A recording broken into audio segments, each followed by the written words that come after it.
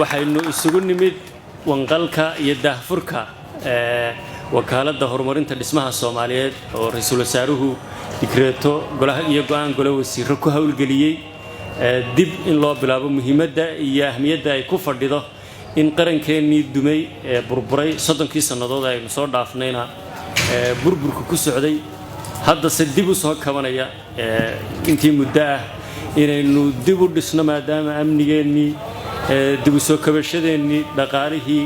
bulshadii dhinac walba maanta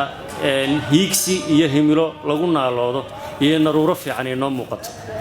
madaxweynaha iyo ra'iisul wasaaruhu waxay u garteen General Bashir oo runtii 3 sanadood ee u dambeysay ay dawladdu jirtay anigu xilalkii kala duwanaaday oo hayay aan wada shaqeynay oo hawlkar ah lana hubo in laga seexanayo hadda waxaan eegayay xafiiskan iyo xaruntan uu dib u habeeyay biga shabeelle oo mar walba fataha iyo shaqada u baahan in laga qabto waxaan hubaa haddaan xoog isu geyno wakaaladda General Bashirna ay u soo jeestaan inaynaan kal dambe ilaahay idamkiisa arki doonin webigii fatahay waxa kale oo hubaa si isxilqaana sida u aragteen bataalooyinka dhismayaasha kale ee hadda socda ay ka mid yihiin tiyaatarka madxafka iyo xarumaha kale inuu ku dhisayno isxilqaanka maktabadda qaranka in kaalin iyo door weyn oo firfircoon stadiumka Muqdisho uu ka kaysan doono wakaaladuna markaynu maanta laga bilaabo inuu daah furnay oo aynu joogno November aynu qiimeeyno maxaa u qabsoomay sanadka dambe November 2020 iyo waliba 60 guuradii oo inagu soo dhow maalmaha xurriyadda Soomaaliyeed maxay tahay inaynu inta qabanno haddaynu gacmaha isqabsanno haddaynu xuduudda isku biirino haddaynu wada shaqeyno wakaaladda iyo khubarada kalena la shaqeyno waxaan isleeyahay shaqooyin fara badan iyo xarumo badan oo taariikhiya baynu dib u dhisi karnaa kaanaalo badan baynu dib u dhisi karnaa xarumaha dawladda iyo xafiisyaha dawladda ayaynu dib u dhisi karnaa oo shaqadii dib loogu noqonayaa kaalinta markaa ka soo hogaaminta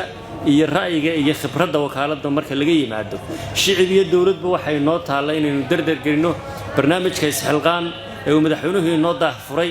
oo ilaa haddaba midhihiisii aynu aragno intii la daahfuray kadib ra'iisul wasaaruhuna hormuudka u yahay xagga xukuumadda fulinteeda marka wakaaladda aynu kula shaqeyno si isxilqaana hadday tahay inaynu ku ururino oo aynu ku biirino wixii aynu dhaqaale ahaan karno maskax karno cudud karno shaqo karno intaas oo dhan aynu ku biirino dabadeedna dalkeenna intii burbur ahba aynu dib u dhisno fidsanno la arko Soomaaliya lagu soo hiran karo muraayada xafiisyo qurux badan leh maantaba waa arkaysaan hadda timaadaan xafiisyada dawladda qaar badan oo kamid ah intaan dib aynu u habaynay marka halkaas aynu kaga sii wadno weeye maareeyaha waxaan leeyahay General Bashir hambalyo adiga iyo wakaaladda horumarinta dhismaha Soomaaliyeed waa idin hambalyeynaa guuleystaan idin leenahay mar walbana madaxweynaha iyo ra'iisul wasaaraha iyo xukuumadda dhammaan diyaar baanu idin nahay shaqaalaha dawladda markastoo noo baaqdaan inaanu iskiin barbar taagno idin kala shaqeyno aanu kuuliyaal iyo gacan yarayaal idin noqono haddii Ilaahay wakaaladdu waa inoo daah furan tahay General Bashir hawshii loo diro waa laga seexanaya runtii taasaan anigu u marakacaya hawshii loo diro waa hawl laga seexday oo la qabtay oo meel martay marka maxay inaga inoo furan inaynu gacan siino Soomaaliya General diyaar baanu ku nahay ilaa madaxweynaha ra'iisul wasaaraha gacan baanu ku siinaynaa iyo xukuumadda dhamaantayo adiga inaad noo baaqdo ayuun bay ku xidhan tahay guuleyso wakaaladuna waa guuleysanaysaa Soomaaliya waa guuleysanaysaa Soomaaliya ha noolaato Soomaaliya ha noolaato Soomaaliya ha israacdo ama hadsanti